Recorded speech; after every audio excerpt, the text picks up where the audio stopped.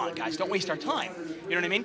But the same thing, I think it's unfair to say they can't run it in this game now more than once. If, let's say, you sit down with $1,000, you now have $3,000 in front of you, and you're in a pot for $6,000, you should be able to run that more than once as well. So to me, rather than making the running more than once thing a player-dependent, a game-dependent thing, I think it should be a pot-size dependent thing.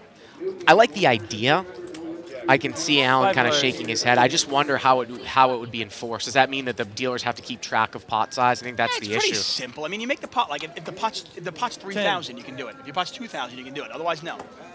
It's not that hard when the pot's, I mean, I'm talking about like, no, I just don't want to see running it when the pot's $700. Lizette has flop trips and she bet right out. Shooter called with pocket threes here. Turn is an ace. Yeah, you know what, and always, we see this thing where players just don't give, Wow, and look at this. She has induced him to bluff raise by leading out. Players just do not give you credit. Two players. And she is called. River here is a 7. Yeah, and she's going to bet out again. Like a little blockish bet. Wow, and he's going to bluff raise again.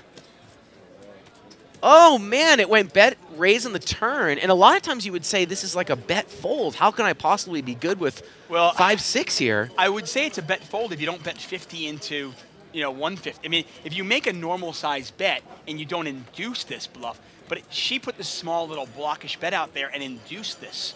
And now she put herself in a bad spot and she's going to call. People just don't fold trips in this game especially. Call. No. But it just goes to show you that's that's kind of a play, Dave, we used to advocate way back when we first started doing the show 6-7 years ago. You and I really weren't great no-limit players, but people learned a lot and made a lot of money from the show because basically our #1 strategy tip was just always fast play everything because at that time people slow played so much that by fast playing you are actually being more deceptive than by trapping. And you get people to like make moves on you and stuff like that. Well, and you saw here. Yeah.